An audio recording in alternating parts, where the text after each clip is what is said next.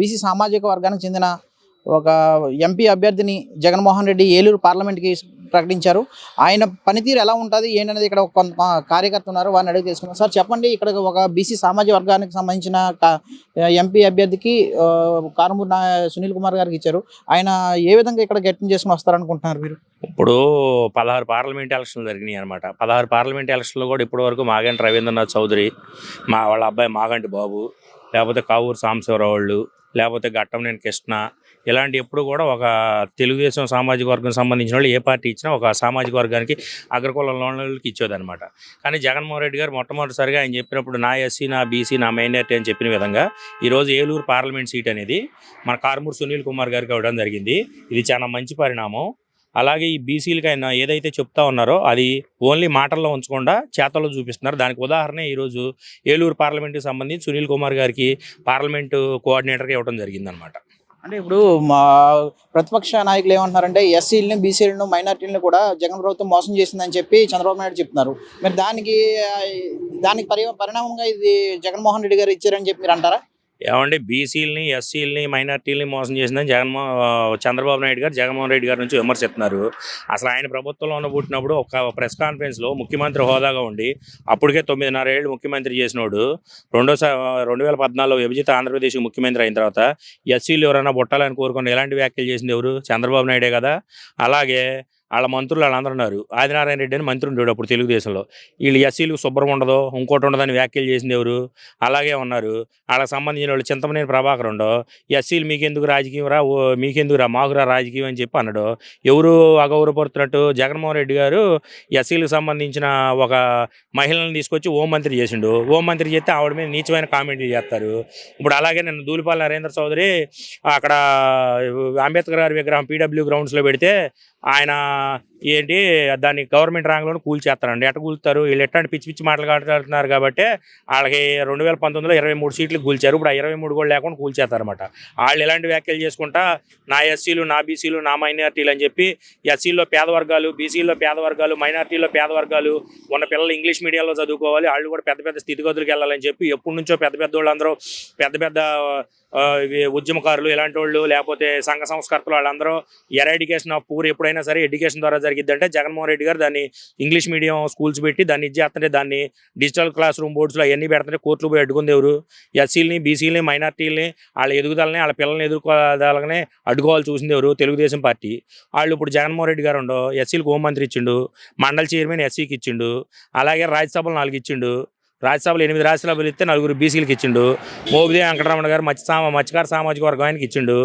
Okay, అలాగే పిల్లి సుభాష్ చంద్రబోస్ గారికి ఇచ్చిండు. అలాగే అటు వెళ్ళి చూస్తే నెల్లూరు నుంచి బేదా మస్తానరావు గారికి ఇచ్చిండు, బీసీ ఆర్ కృష్ణయ్య గారికి ఇచ్చిండు. ఎవరు బీసీలకు న్యాయం చేస్తున్నట్టు? బీసీలు కానీ ఎస్సీలు కానీ ఇంకెవరికైనా న్యాయం చేస్తుంది ఎవరు? అట్లాగే ఒక సామాన్య కార్యకర్త జెండా పట్టుకొని తిరిగిన ఎస్సీ సామాజిక వర్గం చెందిన నందిగం సురేష్ని పార్లమెంట్లో 542 మంది ఎంపీలు ఉంటారు. 500 మందిని ప్రధానమంత్రి కూర్చుంటారు. వాళ్ళతో పాటు తీసుకెళ్ళి కూర్చోబెట్టింది ఎవరు? జగన్మోహన్ రెడ్డి గారు కదా. జగన్మోహన్ రెడ్డి గారికి ఎస్సీలని, బీసీని, మైనార్టీలని హక్కు చేసుకునే తత్వం అతనికి ఉంది. దాని ప్రకారమే ఈరోజు సీట్లు ఇస్తా ఉండవు. దానికి ప్రత్యేకమైన ఉదాహరణ ఏలూరు పార్లమెంట్ కోఆర్డినేటర్గా కారుమూరి సునీల్ కుమార్ గారిని ఇవ్వటం. ఓకే, ఇప్పుడు నాడు నేడు అని కూడా కొన్ని స్కూల్స్ పెట్టాడు కదండి. దాన్ని పునరుద్ధరించి దాన్ని శుభ్రం చేసి మొత్తాన్ని కూడా ఇంగ్లీష్ మీడియం స్కూల్ కూడా దాన్ని మనం చేశారు. కానీ ఏంటంటే అన్నీ చేయలేదు. నియోజకవర్గంలో ఒక 10 స్కూల్ ఉంటే కేవలం 2-3 స్కూళ్ళు చూపించి మేము అన్నీ చేసామని చెప్పి డప్పు కొట్టుకుంటున్నారని చెప్పి అని ప్రతిపక్షం విమర్శిస్తుంది. దానికి మీరు ఏం చెప్తారు? ఏమంటే చంద్రబాబు నాయుడు అనేవాడు 14 సంవత్సరాలు ముఖ్యమంత్రిగా చేసి అతను విద్య ప్రభుత్వ పరం కాదని స్టేట్మెంట్ ఇచ్చినాడు. విద్య, వైద్యం లేకపోతే కూడు గూడు నీడ అనేది ప్రభుత్వం సంబంధించి ప్రజలకు చేయాల్సిన ఆవశ్యకత ఉంది. చంద్రబాబు నాయుడు ఏమండో మీ విద్య అంతా కూడా ప్రభుత్వానికి సంబంధం లేదు, మీరు చదువుకోవాలండో. రాష్ట్రం మొత్తం మీద 45,000 గవర్నమెంట్ స్కూల్స్ ఉన్నాయండి. ఒకే రోజు అయితే 2 సంవత్సరాలు కరోనాతో పోయింది. వేల కోట్ల రూపాయలు ఖర్చు పెట్టి ఈరోజు ఫేజులుగా చేసుకుంటూ వస్తున్నారు. ఫస్ట్ ఫేజ్లో ఒక 6,000 చేశారు, సెకండ్ ఫేజ్లో ఒక 5,000 చేశారు, ఇప్పుడు థర్డ్ ఫేజ్లో 10,000 చేస్తున్నారు. ఒకే రోజు అయితే మీరు బుట్టంలోనే డైరెక్ట్గా లేచి నడిచేసి పరిగెత్తారా? ఒక పిల్లోడు పుట్టినోడు ఉంటాడండి, ఆడు 6 నెలలు ఉయ్యాలో ఉంటావు, తర్వాత అటు ఇటు దొరుకుతారు, ఆ తర్వాత పాగుతురు, ఆ తర్వాత నడుతురు. 2 సంవత్సరాలు కరోనా వచ్చినా పేద ప్రజలకు ఎవరికైనా సరే ఇబ్బంది లేకుండా, వాళ్ళ దైనందిన జీవితానికి ఇబ్బంది లేకుండా, వాళ్ళకి సంబంధించిన అకౌంట్లో డబ్బులు వేసుకుంటా, వాళ్ళ స్థితిగతులు మెరుగుపరుచుకుంటా, అట్లాగే ఎప్పటి నుంచో పేరుకుపోయిన ఈ వ్యవస్థలందరినీ భ్రష్టు పట్టిపోయిన వ్యవస్థలందరినీ ఇచ్చేసుకుంటా ఒక బీసీలు కానీ, ఎస్సీలు కానీ, మైనార్టీలు కానీ, అగ్రవర్ణ పేదలు కానీ వీళ్ళందరూ కూడా వేలకు వేలు ఫీజులు కట్టుకోలేరు. వీళ్ళు చంద్రబాబు గారు బినామీగాడు నారాయణ చైతన్య అని చెప్పి ఈ చిన్న చిన్న టౌన్లో కూడా వచ్చేసి వేలు లక్షల లక్షల ఫీజు వసూలు చేస్తున్నారని చెప్పి గవర్నమెంట్ విద్య అనేది గవర్నమెంట్కి సంబంధించిందని జగన్మోహన్ రెడ్డి గారు అనుకొని వీళ్ళకి ఏం చేయాలి, ఈ పేదరికం పోవాలంటే ఇంట్లో ఎవడైనా సరే ఒకడన్నా చదువుకుంటే ఎంతో కొంత మనం ప్రోత్సహిస్తే అది వాళ్ళ స్థితిగతులు బాగుపడితే వాళ్ళ పేదరికం పోద్దని చెప్పి జగన్మోహన్ రెడ్డి గారు నిర్ణయించుకొని ఆ రోజు ఇప్పుడు ఫేజుల వారీగా 3 ఫేజుల వారీగా నాడు నేడులో తీసుకొచ్చి ఆ ఇన్ఫ్రాస్ట్రక్చర్ చూడండి. మీరు మీ మండల హెడ్ క్వార్టర్లో 40,000 పెడతారు, శ్రీ చైతన్య స్కూల్ ఆడ 5 ఫ్లోర్ల బిల్డింగ్లో పెడతారు, 40-50 మంది పిల్లలు ఒకే స్కూల్లో వేస్తారు. డిఎస్సి క్వాలిఫై కానుడు ఆ అన్క్వాలిఫైడ్ వాళ్ళు అందరూ కూడా అందులో పాఠాలు చదువుతూ ఉంటే వాడికి 20,000 జీతం ఇస్తారు. ఈరోజు క్వాలిఫై అయిన వాళ్ళు లక్షల రూపాయల జీతాలు టీచర్లకు చెల్లిస్తా, స్కూల్ బాగు చేస్తా, డిజిటల్ రూమ్లు పెట్టిస్తా, ట్యాబులు ఇస్తా, ఇన్ని విధాలుగా చేస్తూ ఉంటే వీళ్ళకి జగన్మోహన్ రెడ్డికి ఎక్కడ మంచి పేరు వస్తుంది, ఈ బీసీలో మైనార్టీలో అగ్రవర్ణ పేదల్లో ఎస్సీలో అని చెప్పి ఏం జరగట్లేదని వాళ్ళకి సంబంధించి 4 పేపర్లో వేసుకోవడం తప్ప అది ఫేజుల వారీగా చేస్తున్నారు సార్. ఒకటండి 2 సంవత్సరాలు కరోనాతో పోయింది, 3 సంవత్సరాలు వీళ్ళ ముఖ్యమంత్రి చంద్రబాబు నాయుడు 14 ఏళ్ళు చేసిండు. ఏమన్నా ఒక బడి అన్న బాగు చేసిండా? సొంత వాళ్ళ కుప్పంలోనే బడిలో బాగు చేయాలా, వాళ్ళ కుప్పం పంచాయతీని మున్సిపాలిటీ చేయనిలా. ఈ తెలుగుదేశం వాళ్ళు మాట్లాడడానికి అనర్హులు. జగన్మోహన్ రెడ్డి అనేవాడు ఫేజుల వారీగా అన్నీ కూడా ఒక విధాన ప్రకారంగా చేసుకుంటా వ్యవహారంగా తీసుకొని వస్తూ ఉన్నారనమాట. అమ్మఒడి కూడా మన ప్రభుత్వం వేస్తూ ఉన్నదండి. అమ్మఒడి అంటే ఫస్ట్ సంవత్సరం 15,000 వేసింది, తర్వాత 14 వేసిన తర్వాత 13 అని కొన్ని విమర్శలు అయితే కూడా చేస్తుంది, తగ్గించుకుంటూ వస్తుంది. అలాగే పెన్షన్ కూడా మనకి ఎక్కిన వెంటనే నేను 3,000 ఇస్తాను అది చెప్పి వెంటనే చెప్పాడు. వాళ్ళకి విడతలు పెంచుకుంటూ వెళ్ళాడు. ఇది కరెక్ట్ కాదు, మిమ్మల్ని మోసం చేశాడు జగన్మోహన్ రెడ్డి, మళ్ళీ వేరే ఇంకోసారి కూడా మోసం చేస్తారని చెప్పాను. దానికి మీరు ఏమంటారు? ఏమంటే అసలు ఇక్కడ అమ్మఒడి ఇవ్వాలనే ఉద్దేశం ఉందా? అసలు జగన్మోహన్ రెడ్డి అనేవాడు దేశ రాజకీయ చరిత్రలో ఏ నాయకుడు తిరగనన్ని పూరి గుడిసెలను చూసిండు, పూరి ప్రాంతాలను చూసిండు. ఓకే, అటు ఇడుపులపై నుండి ఇచ్చాపురం దాకా 1000 కిలోమీటర్ల పాదయాత్ర చేసిన అతను ఓదార్పు యాత్రలో కానీ ఇంకో చోట కానీ అతను గ్రహించింది ఏంటంటే అసలు ఎందుకని ఈ విద్య ఇప్పుడు మన రాష్ట్రం ఉందండి. మీకు ఒక చిన్న విషయం చెప్పానా, విడిపోయిన తెలంగాణ కన్నా మన ఆంధ్రప్రదేశ్ అక్షరాస్యతలో తక్కువలో ఉంది తెలుసా. ఇంత గొప్పలు చెప్పుకుంటా ఉంటాం. మన వాళ్ళు అమెరికాలో 30-40 సంవత్సరాల క్రితం వెళ్ళారు, అక్కడికి వెళ్ళిండు, వీడు పెద్ద వ్యాపారాలు చేసిండు. వీళ్ళు ఎవరు తాతల తండ్రులు ఆస్తులు ఉన్నవాళ్ళు బలిసిన వాళ్ళు వెళ్ళి చదువుకున్నారు, పేదోడు ఎవడు వెళ్ళి చదువుకోవాలి. అసలు ఏంటి ఈ పేదరికం, వీళ్ళు ఎందుకని మన రాష్ట్రం ఇంత పురోగతిలో ఉన్న రాష్ట్రం, ఇంత సామాజికంగా అన్ని వ్యవహారాల్లో ఉన్న ప్రజలు కూడా ఎందుకని విద్యకు దూరంగా ఉన్నారని చెప్పి జగన్మోహన్ రెడ్డి అతను పాదయాత్రలో కానీ, అతను ఓదార్పు యాత్రలో కానీ, అతను వివిధ సందర్భాల్లో ప్రజల తరపున ప్రశ్నించేటప్పుడు ప్రతిపక్ష నాయకుడిగా ఉన్నప్పుడు కానీ దీనికి ఏంటి మార్గం అనుకుంటే, ఇప్పుడు మేము ఉన్నాం సార్, ఓ పేద కుటుంబం ఏమైంది, వాళ్ళకి పిల్లవాళ్ళకి ఆదివారం ఇప్పుడు సెలవు వస్తుంది. సెలవు వస్తే ఏమైంది, పత్తి తీయడానికి పంపిస్తారు. వాళ్ళకి చిన్నపిల్లవాళ్ళకి అనుకోండి అరకూలు ఇస్తారు, మొక్కజొన్నలో కలుపు తీయడానికో గులకలు వేయడానికో పంపిస్తారు, లేకపోతే ఇంకొక ఏదిగో పంపిస్తారు. పంపిస్తే వాళ్ళకి 40 రూపాయలు 50 రూపాయలు కూల్ డబ్బులు వస్తాయి. ఆ కూల్ డబ్బులు 4-5 రోజులు వెళ్ళేసరికి ఈ తల్లిదండ్రులు ఏమనుకుంటే 200 రూపాయలు వచ్చినాయి అని చెప్పి వాళ్ళని 8వ తరగతిలోనో 9వ తరగతిలోనో వాళ్ళని మా బడి మనిపించేసి తీసుకొని వెళ్తారు. అట్లాగే జగన్మోహన్ రెడ్డి ఏం ఆలోచించారంటే, ఈ పేదరికం కోసం వీళ్ళ దైనందిన జీవితం కోసం పిల్లవాళ్ళని తల్లిదండ్రులు చదివియాలని ఉన్నా కానీ చదివించలేకపోతున్నారని చెప్పి వీళ్ళకి ఒక పథకం తేవాలని చెప్పి అతని మేనిఫెస్టోలో అమ్మఒడిగా 15,000 రూపాయలు ఇస్తానని చెప్పి 15,000 రూపాయలు మొదటి సంవత్సరం వేసిండు. వేసాక 2వ సంవత్సరం 14,000 ఎందుకు వేస్తున్నారంటే, నాడు నేడులో ఫేజుల వారీగా బళ్ళు బాగు చేశారు సార్. టాయిలెట్స్ కానీ, స్కూల్స్ కానీ, డిజిటల్ బోర్డు రూమ్లు కానీ, డిజిటల్ బోర్డ్స్ కానీ, లేకపోతే అక్కడ బెంచెస్ కానీ, లేకపోతే ఇతర మెయింటెనెన్స్లు కానీ దానికి ఒక్కొక్క స్టూడెంట్ నుంచి 1000 రూపాయలు కట్ చేస్తున్నారు అన్నమాట. ఎందుకంటే ఇప్పుడు మనం ఇంట్లో మన ఇల్లు ఉంటుంది సార్, ఒక 5 సంవత్సరాలకు 6 సంవత్సరాలకు 10 సంవత్సరాలకు చిన్న చిన్న షింకులు పోతాయి, వాటర్ ట్యాంక్ పైపులు పోతాయి, టాయిలెట్లో కంబోర్డ్స్ పోతాయి, లేకపోతే డోర్స్ పోతాయి. ఇవన్నీ పోయినప్పుడు బాగు చేయించడానికి ప్రతి సంవత్సరం ఈ గవర్నమెంట్కి ఎదురవ్వకూడదని చెప్పి తల్లిదండ్రుల ఖాతాలో 15,000 వేసి దాంట్లో 1,000 మినహాయించి అది ఆ స్కూల్ ప్రిన్సిపాల్ ఖాతాలో పెట్టి అక్కడ లోకల్ తల్లిదండ్రులని ఆ కమిటీకి చైర్మన్గా పెట్టి, ఈ ఒక 5 సంవత్సరాల తర్వాత కనుక ఒక 2 సంవత్సరాల తర్వాత 3 సంవత్సరాల తర్వాత పోతే దీన్ని మళ్ళీ గవర్నమెంట్ కూడా బర్డెన్ కాకూడదు, వీళ్ళకి 14,000 రూపాయలు డబ్బులు వేసి అందులో 15,000లో 14,000 తల్లిదండ్రులకి ఇచ్చి వాళ్ళ పిల్లలకి వాటిలన్నిటికీ ఇచ్చుకుంటా ఆ 1000 రూపాయలు కట్ చేసి రేపు ఏదైనా టాయిలెట్ పాడైపోయినా ఏది పాడైపోయినా ఒక ఇన్ఫ్రాస్ట్రక్చర్ క్రియేట్ చేశారు. దానికి ఎంతో కొంత మెయింటెనెన్స్ డబ్బులు కావాలి. ప్రతిసారి దీన్ని ఎవరు వచ్చినా ఏ ప్రభుత్వం వచ్చినా సరే దీన్ని ఒక ట్రేడ్ మార్క్గా కొనసాగాలని చెప్పి ఆ 1000 రూపాయలు పెట్టి ఇప్పుడు పెయింట్ పోద్ది, లేకపోతే అక్కడ గోడ ఊడిపోద్ది, లేకపోతే అక్కడ పైప్ ఊడిపోద్ది, ఆ టాయిలెట్ పోద్ది. గవర్నమెంట్ స్కూల్లో టీచర్స్ వాళ్ళు సొంత డబ్బులు పెట్టి బాగు చేస్తారా? అదే ఒక ఫండ్ ఉందనుకోండి, తల్లిదండ్రులే ఒక కమిటీకి ఉంటారు, ఆ కమిటీకి చైర్మన్ ఉంటారు, హెడ్ మాస్టర్ ఉంటారు, వాళ్ళందరూ కూర్చొని ఈ సంవత్సరం అయిపోయింది అనుకోండి సార్, ఈ సంవత్సరం జూన్ టు మార్చి అయిపోతాయి, మార్చిలో ఏప్రిల్లో ఎండాకాలం సెలవులు ఇచ్చాక ఈ చిన్న చిన్న మేజర్ రిపేర్స్, ఇప్పుడు ఒక వస్తువు ఉండదండి, మీరు ఈ వాచ్ ఉంది, ఈ వాచ్ ఏదో చిన్న టైంలో కొద్ది చూపించుకున్నారంటే 100 రూపాయలు అయింది, దీన్ని ఎప్పుడో లాంగ్ లాస్టింగ్ అయితే దీన్ని పక్కన పడేస్తారు. అలాగే టాయిలెట్స్ అని ఏదైనా సరే మూతపడకూడదు, ఎప్పుడు రెగ్యులర్గా వర్కింగ్ కండిషన్లో ఉండాలని చెప్పి ఆ అమౌంట్ ఆ 1000 రూపాయలు ఏదో తల్లిదండ్రులని ఏం ఇబ్బంది పెట్టి వాళ్ళ దగ్గర తీసుకోకుండా ఆ 1000 రూపాయలు డెడక్ట్ చేసి 14,000 తల్లిదండ్రులకి ఇస్తారు. అంటే ఇన్ఫ్రాస్ట్రక్చరు సేమ్ ఒక 15 ఏళ్ళైనా 20 ఏళ్ళైనా దాన్ని బాగు చేయించుకుంటా పెద్ద గవర్నమెంట్ బడ్జెట్ కాకుండా ఆ 1000 రూపాయలు కట్ చేసి ఉంచుతున్నారు అనమాట.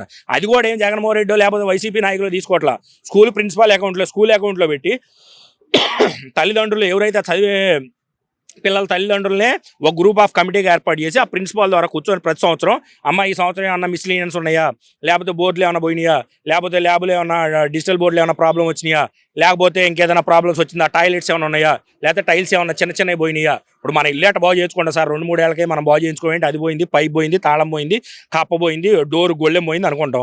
అట్లా వదిలేసాం అనుకోండి సార్, రేపు పొద్దున్న తలుపే పోద్ది. అంత పెద్ద పెద్ద ఇన్ఫ్రాస్ట్రక్చర్ ఉన్నప్పుడు మనం దాన్ని ఎంత బాగు చేయించుకోవాలి. ఆ 1000 రూపాయలు ఎంతమంది అయితే విద్యార్థులు ఉన్నారో 14,000 తల్లిదండ్రులు కేసి 1000 రూపాయలు కట్ చేసి ప్రిన్సిపాల్ అకౌంట్లో పెట్టి దాన్ని ఇచ్చారు. ఈ తెలుగుదేశం వాళ్ళకి పేదవాళ్ళకి ₹1 ఇవ్వాలని ఉండదండి.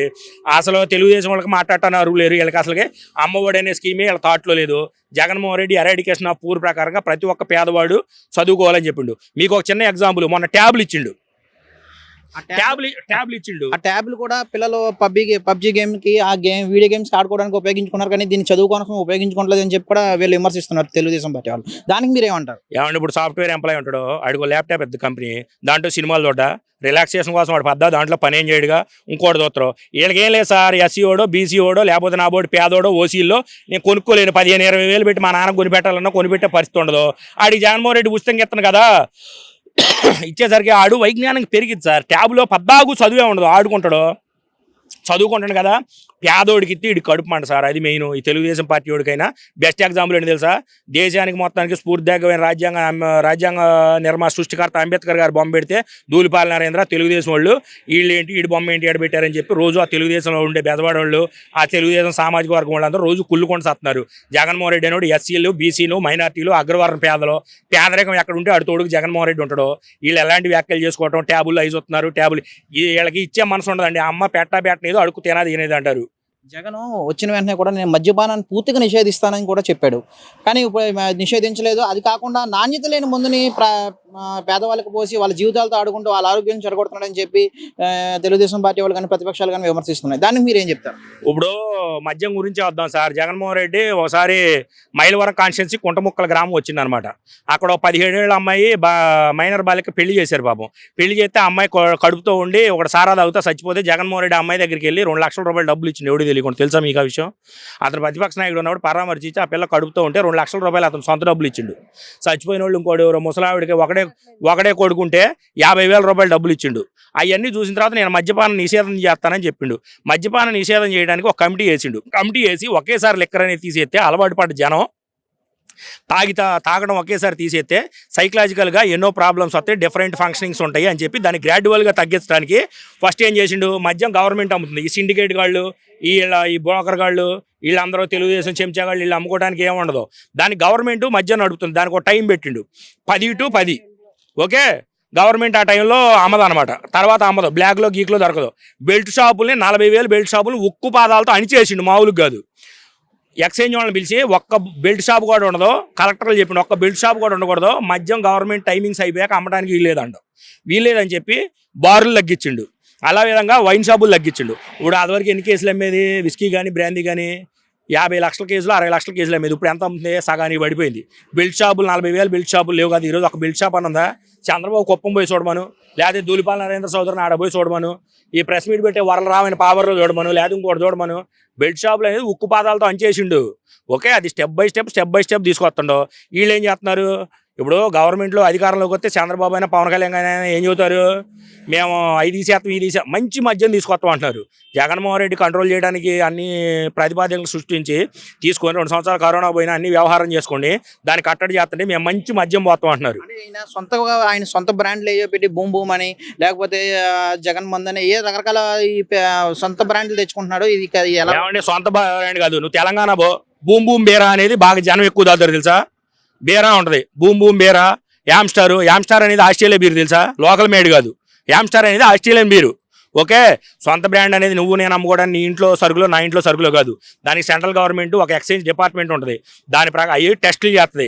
ఏ స్టేట్ గవర్నమెంట్ కానీ సెంట్రల్ గవర్నమెంట్ లెక్కర్ పాలసీ ప్రకారం స్టేట్ గవర్నమెంట్ తీసుకున్నా దాని చెకింగ్ అనేది సెంట్రల్ గవర్నమెంట్ ఒక టీం ఉంటుంది అనమాట. ఏది యాప్కారికి సంబంధించింది సెంట్రల్ గవర్నమెంట్లు ఇవన్నీ టెస్టులు చేస్తుంది, అలాగే స్టేట్ గవర్నమెంట్ చేస్తుంది. వీళ్ళు ఇన్ని మాటలు చెబుతున్నారు, మరి శాంపుల్ తీసుకుపోయి కోర్టులో వేయచ్చుగా.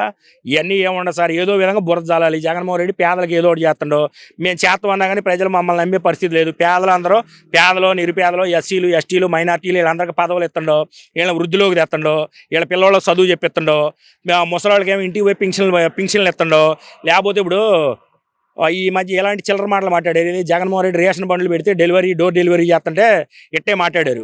వీళ్ళకి ఏం తెలుసు, శ్రీకాకుళంలోనో, పాలకొండలోనో, లేకపోతే రాయలసీమ ప్రాంతాల్లోనో, లేకపోతే కృష్ణా జిల్లా మారుమూల ప్రాంతాల్లోనో కొడుకో కూతురు ఉంటే కూతురు పెళ్లి చేస్తే కొడుకు ఎక్కడికో వెళ్ళిపోతే వాళ్ళ కాళ్ళు పడిపోయి నడవలేక ఆ 20 కేజీల బియ్యమో 15 కేజీల బియ్యమో తెచ్చుకోవడానికి రేషన్ షాప్ కాడికి పోతే ఆ డీలర్ గాడు నేను లేనంటాడు. పోనీ ఇంటి అమ్మడు నువ్వు నన్ను తీసుకురాడంటే నా రానంటాడు. ఇప్పుడు ఏముంది, చక్కగా ఇంటికాడికి వస్తారు, 4 ఇళ్ళ దగ్గర పోగు చేసి సైరన్ కొడతారు, ఆడున్న మూట ఇక్కడ తెచ్చి వచ్చి పెట్టుకుంటున్నారు. ఏమైంది దానివల్ల? ఈ దళారీలు బియ్యం తింటం లేదు కదా, ఎవడేళ్ళు ముద్ర ఎత్తే ఆడు బియ్యం ఆడికి ఇస్తున్నారు. వీళ్ళ గవర్నమెంట్లో లాగా సివిల్ సప్లైస్లో పందికొక్కులు తినట్లేదు, లేకపోతే డీలర్ గాడు తినట్లేదు. నువ్వు ఉన్నావు అనుకో, నీ 15 కేజీలు ఇప్పుడు ఆ ముసలోళ్ళు ఉన్నారు, వాళ్ళకు 10 కేజీలు బియ్యం వస్తే ముద్ర ఎత్తే ఆ 10 కేజీల వరకు ఎత్తారు. నువ్వు డీలర్ అనుకో, నువ్వు తినడానికి లేదు, అది గవర్నమెంట్కి వెళ్ళిపోద్ది. దానివల్ల సివిల్ సప్లై డిపార్ట్మెంట్కి ఎన్ని డబ్బులు మిగులుతున్నాయి, దీనికి అయ్యే ఖర్చు ఎంత? అట్లాగే ఇప్పుడు వాళ్ళకు ఉందండి ఈ ఇన్సూరెన్స్ కట్టుకోవడం బండికి, పెద్ద మనసుతో ఆలోచించండి. అవును, వాళ్ళు కూడా చక్కగా ముసలి అందరి దగ్గరికి వెళ్ళేస్తున్నారు, వాళ్ళకి డీజిల్ రేట్లు కావచ్చు, ఇంకోటి రేట్లు కావచ్చు, వాళ్ళు కూడా మా రాష్ట్రంలో ఉన్న ముసలి సేవ చేద్దామని వచ్చిన వాళ్ళు అని చెప్పి వాళ్ళకు 10,000 రూపాయలు ఒక్కో బండికి ఇన్సూరెన్స్ అయితే సుమారు 15,000 కోట్ల రూపాయలు కట్టి వాళ్ళకి ఇన్సూరెన్స్ కట్టి వాళ్ళని ఆదుకుంటుండో. జగన్మోహన్ రెడ్డి మాకు ఇంత చేస్తున్నాం అని చెప్పి వాళ్ళు కూడా ఇలాంటి ముసలి వాళ్ళకి బియ్యం ఇంటికి తీసుకుపోయడానికి కానీ ప్రేమగా ఇస్తున్నారు. ఈరోజు కొడుకులు కూతుర్లే అన్నం పెట్టల రోజుల్లో గవర్నమెంట్ ప్రతి ఒక్కరి డబ్బులు తీసుకొచ్చేస్తుంది సార్. పెన్షన్ మీద పడి ఎడతారు. తెలుగుదేశం గవర్నమెంట్లో మా ఇంట్లోనే పెన్షన్ ఇచ్చాడు, 2 కుర్చీలు వేసేవాళ్ళం వాడికి, ఆడు వచ్చి కూర్చున్నాడు. పాపం ఎస్సీలు, బీసీలు, మైనార్టీలు వాళ్ళందరూ ఎక్కడి నుంచో వస్తే అంతవరకు క్యూ ఉండేది. ఆడు ఏలు ముద్ర పని చేయలేదు అంటాడు. ఆడేవుడు పెన్షన్ ఇవ్వడానికి తెలుగుదేశం గవర్నమెంట్ అవుట్ సోర్సింగ్లో వాడు పెట్టుకొని ఆడు ఏం చేశాడు, ఏంటమ్మా ఏలు ముద్ర పట్టలేదు అనేవాడు. ఆమెకు ఎంత బాధ సార్. గవర్నమెంట్ అనేది అవును సార్, పబ్లిక్ డబ్బు పబ్లిక్ వాళ్ళకి ఇస్తున్నారు. వీడి మధ్యలో ఏంటి, వీడి మధ్యలో కూలోడు, ఎంప్లాయ్ అనోడు ఏంటి, కూలోడు. గవర్నమెంట్కి అను సిటిజన్కి మధ్యలో పనోడు. ఎంత రెస్పెక్ట్ చేయాలి పని చేసేటప్పుడు. ఏళ్ళు ముద్ర పడలేదు అమ్మ అంటే 60 ఏళ్ళు 70 ఏళ్ళు వచ్చిన బాగా ఎంత బాధపడింది. అలాంటివి ఏం లేకుండా చక్కగా ఇవ్వాలి. వాలంటీర్ 3,000 రూపాయలు తీసుకొస్తుండో, వాళ్ళు 500 రూపాయలు పాలు కొనుక్కుంటున్నారు, 200 కరెంట్ బిల్లు కట్టుకుంటున్నారు, షుగర్ బిల్లు, బీపీ బిల్లు ఇవన్నీ ఉంటే చేస్తున్నారు. ఈ మనవరాలు ఇప్పుడు సంక్రాంతికి వస్తే 1000-2 వేలు బట్టలు కొనుక్కోవడానికి ఇస్తున్నారు. కోళ్ళ చూడదని భయం లేదు, ఎందుకంటే ఆ 3 వేలు వస్తాయి అని చెప్పైనా సరే ఆ కోళ్ళ చూద్ది. లేకపోతే ఆ పద్దాకు మీ అమ్మగారి దగ్గర పోతాం ఏంటని అల్లుడు అడగడు, ఎందుకంటే వీళ్ళు పాపం పోయినప్పుడు వాళ్ళు మంచి చెడ్డ చూస్తున్నారు. 60 లక్షల మంది వృద్ధులు చాలా హ్యాపీగా ఉన్నారు. వికలాంగులు కానీ వృద్ధులు కానీ ఈ పింఛన్లు తీసుకునే వాళ్ళు ఎవరైనా సరే అన్నిటికి సంబంధించిన వాళ్ళు చాలా హ్యాపీగా ఉన్నారు. అండ్ నిరుద్యోగులను కూడా జగన్ మోసం చేశాడు, ఉద్యోగాలు ఇప్పిస్తానని చెప్పి కూడా చెప్పాడు. ఓన్లీ వాలంటరీ ఉద్యోగాల్లోనూ, నెక్స్ట్ ఫిష్ ఆంధ్ర ఫిష్లోనూ చికెన్ కొట్టుకోవడానికి, మటన్ కొట్టుకోవడానికి, చేపలు చేసుకోవడానికి మాత్రమే ఉద్యోగాలు ఇచ్చేయడానికి కూడా విమర్శలు చేస్తున్నారు ప్రతిపక్షాలు. దాన్ని మీరు ఏమంటారు? ఇప్పుడు చంద్రబాబు నాయుడు 2014 నుంచి 2019 దాకా 34,000 గవర్నమెంట్ ఉద్యోగాలు ఇచ్చిండు. జగన్మోహన్ రెడ్డి సచివాలయాన్ని పెట్టి 15,000 సచివాలయాలు ఎంతమంది గవర్నమెంట్ పర్మనెంట్ ఉద్యోగాలు ఇచ్చిండు?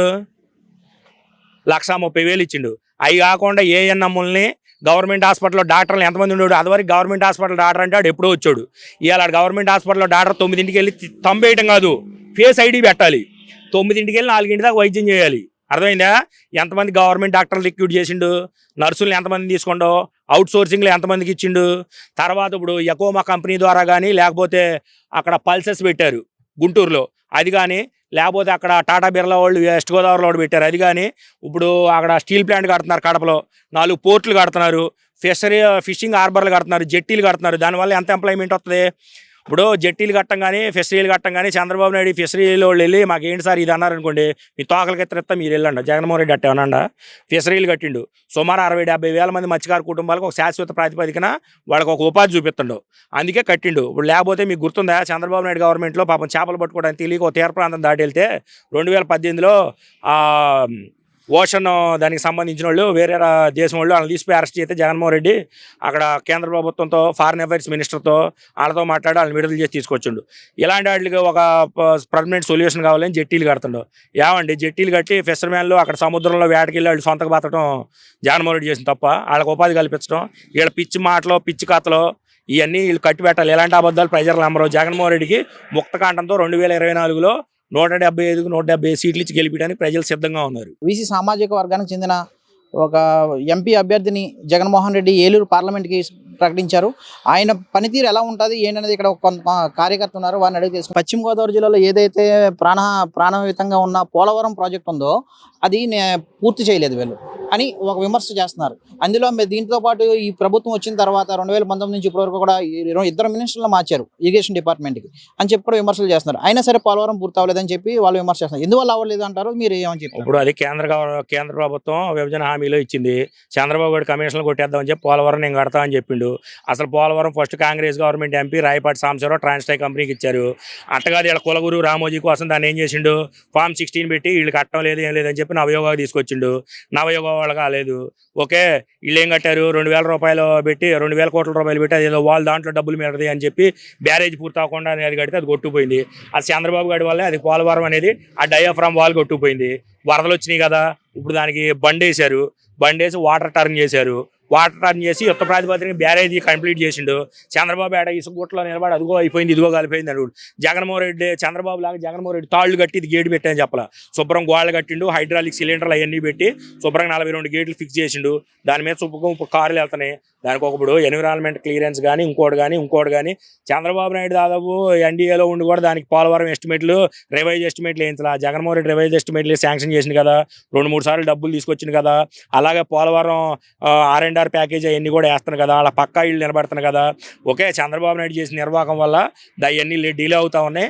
1 by 1 కట్టుకొస్తా ఉండవు. ఆల్రెడీ పోలవరం మొదలుపెట్టిన వాళ్ళ నాన్న కంప్లీట్ చేసి జగన్మోహన్ రెడ్డి వీళ్ళు ఎన్ని కుహనా మాటలు మాట్లాడినా ఎన్ని కూడా నమ్మడం. ప్రత్యేక హోదా కూడా తెస్తానని కూడా చెప్పాడు 2019లో, కానీ అది కూడా పెడజవని పెట్టాడని చెప్పి కూడా ఇప్పుడు వీళ్ళు విమర్శిస్తున్న పరిస్థితి కనిపిస్తుంది.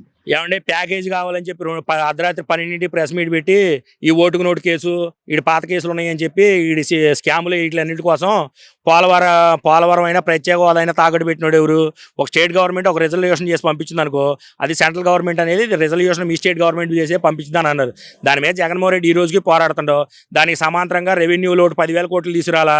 వీళ్ళు ఎన్డీఏలో ఉండి కూడా జగన్మోహన్ రెడ్డి ఎన్డీఏ సభ్యుడు కాదు కదా, అయినా 10,000 కోట్ల రూపాయలు రెవెన్యూ లోటు తీసుకొచ్చింది కదా, 10,000 కోట్ల రూపాయలు ఇచ్చింది కదా. అదాలే ఎన్ఆర్జీఎస్ కానీ లేకపోతే ఇప్పుడు 5 మెడికల్ కాలేజ్ ఆల్రెడీ ఏంటి పర్మిషన్లు తేయడం, అద్దె కాలేజీలు కాదు పర్మనెంట్ స్ట్రక్చర్ వేసి 5 మెడికల్ కాలేజ్ ఓపెన్ చేసిండు. రేపు ఈ సంవత్సరం ఫైనాన్షియల్ ఇయర్లో ఓటాన్ అకౌంట్ బడ్జెట్లో ఇంకొక 5 మెడికల్ కాలేజీలు పర్మనెంట్ స్ట్రక్చర్తో కడుతుంది. ఇవన్నీ జగన్మోహన్ రెడ్డి. పోర్టులు అయినా సరే వాటి ఎన్విరాన్మెంట్ క్లియరెన్స్ ఏంటి, వాటి లోన్లు ఏంటి, వాటి బ్యాంకింగ్ ఫైనాన్స్ సిస్టమ్ ఏంటి, అయినా అతను సిస్టమేటిక్ తీసుకొస్తున్నాం. ఒక రోజులో అవ్వగా సరే ఇవన్నీ. వీళ్ళు 14 ఏళ్ళు ముఖ్యమంత్రిగా చేశారు. ఒక ఇరిగేషన్ ప్రాజెక్ట్ కట్టిండా? లేదు. ఒక మెడికల్ కాలేజ్ కట్టిండా? లేదు. పోనీ ఏమన్నా 4 బీసీలు రాజ్యసభ పంపించిండా? లేదు. పోనీ ఒక గవర్నమెంట్ బడి బాగు చేసిండా? లేదు. కుప్పానికి కృష్ణా నీళ్ళు తీసిపోయిందా? లేదు. అసలు వాళ్ళ సొంత గ్రామ పంచాయతీని మున్సిపాలిటీ చేయలేక చంద్రబాబు ఏం చేస్తారు? చంద్రబాబు అనేవాడు ఒక అవుట్డేటెడ్ ఎక్స్పైరీ ట్యాబ్లెట్. వాళ్ళ ఉత్తర కుమారుని తీసుకొచ్చి ఆయన సీట్ ఎక్కియడం కోసం ఆ సినిమాలో తైతక్కలాడి వేసుకొని తిరుగుతుండప్ప వీళ్ళు ఏం చేస్తారు? జగన్మోహన్ రెడ్డి అమ్మఒడి ఇస్తా, పింఛన్ ఇస్తా, మెడికల్ కాలేజీలు కడతా, మీ పిల్లవాళ్ళకి ట్యాబ్లు ఇస్తా, మీకు క్రాప్ ఇన్సూరెన్స్ ఇస్తా, మీకు రైతు భరోసా ఇస్తా, తర్వాత అగ్రకులాలకు సంబంధించిన పేదలు ఎవరు ఉంటే వాళ్ళని చూసుకుంటా, ఇల్లు లేని ప్రతి పేదోడికి ఇల్లు ఇస్తానంటే వీళ్ళు ఏమిస్తారు? నీకు మంచి బ్రాండ్ ముందు పోతా వీళ్ళకి కోరుతారు డోట్లు ఏరుగా. ఆ లోకేష్ అనేవాడిని చూసి పవన్ కళ్యాణ్ చంద్రబాబు అనేవాడు అయిపోయింది సార్. ఒక ట్యాబ్లెట్ ఉంటుంది, ఇన్ని సంవత్సరాలు తయారు అయ్యేవారు కానీ కంపెనీ కూడా తయారు చేస్తారు. 15 ఏళ్ళు అయిపోయాక ట్యాబ్లెట్కి ఎక్స్పైరీ ఉంటుంది. చంద్రబాబు నాయుడు కూడా ఎక్స్పైరీ ట్యాబ్లెట్ ఆంధ్రప్రదేశ్ రాష్ట్ర రాజకీయంలో. ఇప్పుడు పవన్ కళ్యాణ్ కూడా ఇక్కడికి వారాహి యాత్ర చేసిన భాగంగా ఇదే కళ్యాణ మండపంలో ఉండేవారు. ఆయన కూడా ఇక్కడ ఉన్నాడు. ఇక్కడి నుంచి ఒక విమర్శ కూడా చేశాడు. ఏ విధంగా అంటే మన వాలంటరీ డేటా మిస్ అవుతుంది అని ఒక అనుచిత వ్యాఖ్యలు అయితే చేశాడు. దాని మీద పెద్ద దుమారమే చెలరేగింది స్టేట్ వ్యాప్తంగా. దానికి మీరేమంటారు? ఏమంటే ఇప్పుడు వాలంటరీ సిస్టమ్ అనేది ఈరోజు జగన్మోహన్ రెడ్డి పెట్టిండు. ఇప్పుడు చంద్రబాబు నాయుడు శిష్యుడు, మా శిష్యుడు ముఖ్యమంత్రి అయింది రేవంత్ రెడ్డి ఉండు కదా, రేవంత్ రెడ్డి కూడా వాలంటరీ సిస్టమ్ పెడుతుండవు. దానికి ఏమంటారు? వాలంటీర్ అనేవాడు జగన్మోహన్ రెడ్డి తరఫున ఒక పేదవాడు ఏ లీడర్ దగ్గరికైనా వెళ్ళి చేతులు కట్టుకొని బాబు నాకు ఈ పథకం రావాలని ఆడి ఇంటి చుట్టూ తిరగకుండా, నువ్వు అర్హత ఉంటే గవర్నమెంట్ నుంచి వచ్చే నీకు ఏ పథకం అయినా సరే నీ ఆత్మాభిమానం దెబ్బతినకుండా, నీ ఆత్మగౌరవం దెబ్బతినకుండా వాలంటీర్ ద్వారా కాగితాలు తీసుకొని అక్కడ సచివాలయం పెట్టి వెరిఫికేషన్స్ చేసి అక్కడ నుంచి ఎండిఓ, అక్కడ నుండి డిప్యూటీ కలెక్టరు, అక్కడ నుండి జాయింట్ కలెక్టరు, అక్కడ నుంచి కలెక్టరు, ఈ లోకల్లో ఎమ్మెల్యేలు, లోకల్ ఎంపీపీలు, లోకల్ జడ్పీటీసీలు, లోకల్ సర్పంచ్లు వీళ్ళందరూ గ్రీవెన్సులు పెట్టి ఒక పేదవాడికి ఏదైనా సరే డబ్బు రావాలంటే గవర్నమెంట్ ఇచ్చే డబ్బు అది యాచించకుండా హక్కుగా తీసుకునేటట్టు వాళ్ళ ఆత్మగౌరవం నిలబెట్టింది జగన్మోహన్ రెడ్డి. ఈ వాలంటీర్ సిస్టమ్ వల్ల పబ్లిక్ అనేవాళ్ళు జగన్మోహన్ రెడ్డిని ఓన్ చేసుకున్నారు. ఒక పెద్ద కొడుకులాగో, ఒక తమ్ముళ్ళలాగో, ఒక మనవళ్ళలాగో. వాళ్ళని చూసి జగన్మోహన్ రెడ్డి ఇలాంటి ఇన్నోవేటివ్ థాట్స్ పెట్టిండు. నేను 14 ఏళ్ళు ముఖ్యమంత్రిని చేశా, ఎంతసేపు సెల్ఫ్ డబ్బా కొట్టుకున్నా నాకేం పని కాలేదని ఈ పవన్ కళ్యాణ్ ప్యాకేజ్ ఇచ్చి తీసుకొచ్చి వాలంటీర్ల మీద ఏమండి ఒక 30,000 మంది మిస్ అయ్యారనుకోండి. ఇప్పుడు మీ ఊరు ఉంది, 4 మిస్ అయితే మీ బజార్లో నీకు తెలీదా? నీ ఊర్లో మిస్ అయ్యారా? ఏమా నీ ఊర్లో మిస్ అయ్యారా? మీ ఊర్లో మిస్ అయ్యారు ఎవరన్నా? లేదు కదా. ఇవన్నీ ఊకిన తప్పుడు ప్రచారాలు అనమాట. ఇప్పుడు వాలంటీర్ ఉన్న సార్ ఆడికి 5,000 రూపాయలు డబ్బులు ఇస్తారు, వాడు ఏ ఆటో తోలుకుంటాడో లేకపోతే కూలి పని చేసుకుంటాడు, ఒకటో తారీఖు పింఛన్ ఇస్తారు. ఇప్పుడు క్రాప్ ఇన్సూరెన్స్ ఉందనుకో, పంట ఇంగ్లోనే క్రాప్ ఇన్సూరెన్స్ తీసుకుపోయి వాడికి ఆర్బీకి వాళ్ళకి ఇస్తారు. ఆర్బీకేలో ఆఫీసర్ ఉంటాడు, వాడితో ఎంత సమన్వయం చేసుకుంటాడు. లేకపోతే మన కరోనా వ్యాక్సిన్ వేశారు, మీకు పలానా టైంలో డోసులు వేస్తారని తీసుకొచ్చిండు. లేకపోతే ఇంకో పథకం ఉంటుంది, ఈ పథకం పలానా టైంకి వస్తే పలానా కాగితాలు కావాలంటాడు. లేకపోతే క్యాస్ట్ సర్టిఫికేట్ కావాలంటేను, డెత్ సర్టిఫికేట్ కావాలంటేను, ఇంకోటి కావాలి. ఇప్పుడు డెత్ సర్టిఫికేట్ కావాలంటే ఒకనా టైంలో ఎంఆర్ఓ ఆఫీస్లో ఎవడో మనకు తెలిసిన లీడర్ని తీసుకుపోతే ఆడో 2,000 3,000 దీన్ని మనకి ఇచ్చాడు. ఫ్యామిలీ మెంబర్ సర్టిఫికేట్కి 5,000 10,000 ఖర్చు పెట్టిన రోజులు ఉన్నాయి తెలుసా. ఈ రోజు ఉందా? అవన్నీ వాలంటీర్ ద్వారా ఏదైతే ప్రభుత్వ పథకం అయినా సరే, ఏ ఫామ్ అయినా సరే, అడంగులు 1B అవన్నీ కూడా సచివాలయం వెళ్తున్నాయి. వాలంటీర్ చేస్తే వాలంటీర్ తీసుకొస్తుండో, కొడుకు ఎక్కడున్నా కానీ బాబు మందులు లేరా అంటే మందులు తెచ్చి పెడుతుండో. ఆ 50 మందికి ఒక కొడుకులాగా కనపడుతుండో. ఆ కొడుకుని పెట్టినోడు ఎవరు అంటే జగన్మోహన్ రెడ్డి మా పెద్దోడు పెట్టిండు అని చెప్పి అనే ఫీలింగ్లో ఉన్నారు. దాన్ని ఏదో విధంగా డైవర్ట్ చేయాలి కాబట్టి అక్కడ 30,000 మంది పోయారు, 40,000 మంది పోయారు అని సోజ్ చెబుతారు. ఇప్పుడు 30,000-40,000 మంది పోతే ఇప్పుడు పవన్ కళ్యాణ్ బీజేపీతో పొత్తులోనే ఉండగా హోమ్ మినిస్టర్ కంప్లైంట్ చేయొచ్చుగా, ఆధారాలు తీసుకొని వెళ్ళి పోనీ ఏదన్నా కోర్టులో వేయొచ్చుగా, వేసిండా. ఇవన్నీ కూడా ఏంటంటే పబ్లిక్ని డైవర్ట్ చేయాలన్నమాట. జగన్మోహన్ రెడ్డి చేసిన మంచి పని పబ్లిక్ని డైవర్ట్ చేయడానికి ఎలాంటి కుహనా మాటలు మాట్లాడుతూ ఉంటాం. అతను ఎప్పుడో కాల్ టైము షెడ్యూల్ ఖాళీ ఉన్నప్పుడు వస్తారు సార్. ఆడి మా పేదోడు బాధ ఏం తెలితే ఆడు ఎక్కడో ఏసీలో ఉంటాడు, ఆయనకి కలవాలంటే ఆడికి ఎవడికో 20,000 30,000 50,000 ఇవ్వాలి. ప్రతి పేదోడు ఇచ్చుకెళ్తారా, ఓ 4 పెట్టుకుంటాడు, ఏదో చెబుతూ ఉంటాడు సోది. ఈ టీవీలు తెక్క కొడతా ఉంటాయి, వాడేదో చెప్పుకుంటూ ఉంటాం. నిజంగా ఇది 40,000 మంది 50,000 మంది డేటా చోరీ అనుకో, పక్కన రేవంత్ రెడ్డి పెడుతుండగా, ఇతను కూడా మన బీజేపీ తరఫున ప్రచారం చేసిన మరి ఖండియొచ్చుగా.